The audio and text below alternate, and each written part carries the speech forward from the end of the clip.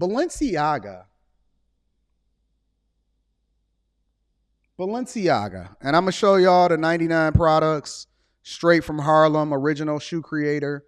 I'm supposed to get those in within the next few days or something like that. It's the holiday weekend, so I might get them in next week, early next week or something like that. But Balenciaga, right? And so I'm guessing that this is the campaign that they wind up pulling. Now, let me turn myself back up because I need to get my light skin on. So this is the campaign that they wind up pulling, right?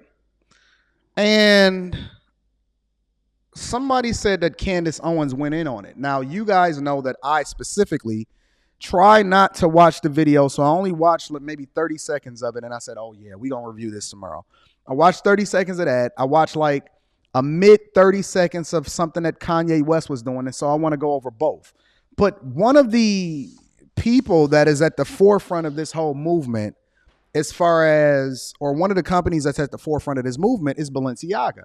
Now, I've largely started divesting myself against the brands that I feel like don't actually represent my personal interests. You know, I'm not a blackety black person, although the people that I surround myself with are largely mostly black people. And I don't even like to say black because black is not a real defined way in which we should be identifying ourselves. But let's just say African Americans for the sake of conversation, right? I don't even like saying that because I'm surrounding myself with Nigerians, all kind of people, right? White people, all of that. But let's just say for the sake of conversation, in order to just keep this thing straightforward, black people, right? And so I'm surrounded by a lot of black people. And let me give a shout out to Super Chat really quickly. Shout out to Janesta Coleman. Janesta Coleman says, good morning, family. Have a blessed Thanksgiving, everyone. Thank you, Janesta. Thank you for holding us down. Thank you for the Super Chat. I always personally like to acknowledge every single Super Chat, whether you give $1, $2, $20, $50, $100, whatever. You send me a Cash App, whatever. I always want to personally acknowledge you because you didn't have to do it. And I thank you for supporting the platform. I thank you for continuing to participate in what it is that we have going on. And you are much appreciated, right? And so I want to have a conversation prior to getting into the Candace Owens, Kanye West breakdown of these videos. I got time today. I want to have a conversation about Balenciaga. Now, one of the TikToks that somebody sent me broke down specifically some of the things that this show. Now, when somebody sent me the Candace Owens video, it said that she breaks it down a little bit more. And just from looking at this, because it was a pulled campaign and somebody said that it was a piece of paper also on here, or like a newspaper article or something like that, where it was referencing a previous court ruling that highlighted the importance of basically children and giving children choices on being able to mutilate themselves for the sake of conversation, for all intents and purposes. Shout out to Shahid Rahim. Says, peace and love, family, on Cash App. I appreciate you. Thank you for continuing to rock with me. I appreciate you for supporting the platform. And for everybody that sent me a Cash App, PayPal, or Super Chat, you are much appreciated, right? But if I just look at this picture without the little paper or whatever, right? If I'm just looking at this picture, it looks demonic to me. Let me say that again. If I'm just looking at this picture, let me make sure my levels is turned up so you can hear me correctly. If I'm looking at this picture based off of this Balenciaga ad, you have the little dragon at the top. You have a little kid that got the Balenciaga shirt on. You have a bear that is dressed in BDSM. You got all of these moons and signs and all of this. And then if you look on the desk or whatever it is that they standing on, the table is more BDSM. It's a lot of things that rub me the wrong way when I'm trying to really understand what this ad is. Now, one thing that I can say, historically, black people have a habit, or not even black people, just people in general, have a habit of not paying attention to the details that's trying to be communicated to us. And I think that subconsciously, we start to accept things because it's normalized in ad campaigns and music videos and the things that's marketed to us. And then you start wearing it. And then you become a walking billboard for what it is that they're trying to push into the collective minds of the people, and then re-engineering how it is that we see things and think about things when it comes to normalizing bad behavior. Let me say that one more time. You become a walking billboard and an advocate for the things that you actually are against, your ethics, your morals. It reminds me of the whole idea behind being a Democrat.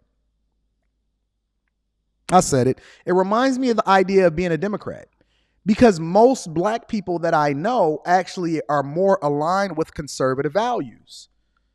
But when they market something to you so much with somebody that looks like you automatically think that you're aligned with it, but your morals, your principles, your ethics is actually completely different. If you think about the whole idea behind being conservative, it's removing barriers in government and making the government smaller. It's the idea that we should be able to worship how we see things. It's the idea of being more traditional. It's the thing that we talk about and advocate for women.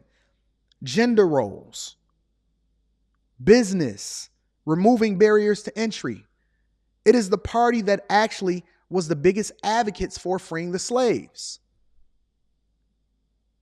But then somehow, some way over time, they'll re-engineer how it is that you see things, and then all of a sudden you think that just because there's a bunch of other people that voted the way that you looked, and you never did the dissecting of what this picture looks like or what this candidate actually stands for, or the fact that they're trying to tether you to the government so that they can break up your family and then remove all of the money out of your community, and then you start to become more dependent on them.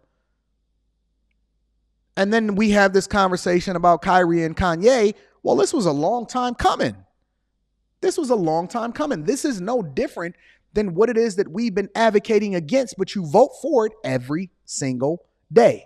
You vote for handouts, which then handicaps you because it tethers you to the government. And next thing you know, you asking Biden for forgiveness on your student loans.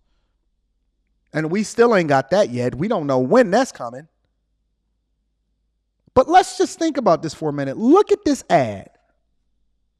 For me, this is demonic.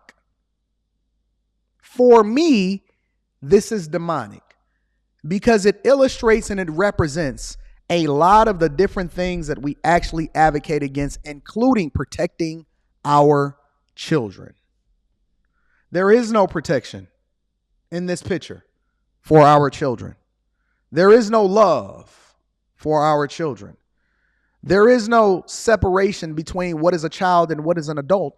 And we are largely leaning back into and covering up the atrocities that happen to our children by advocating for and allowing for things like this to continue to go on. See, it's okay for them to cancel Kanye and then we don't hold them accountable because his wife then becomes the poster child, or his ex-wife becomes the poster child and the spokesperson for the exact company that canceled him. Now tell me, where is the love? What did Black Eyed Peas say? Where is the love?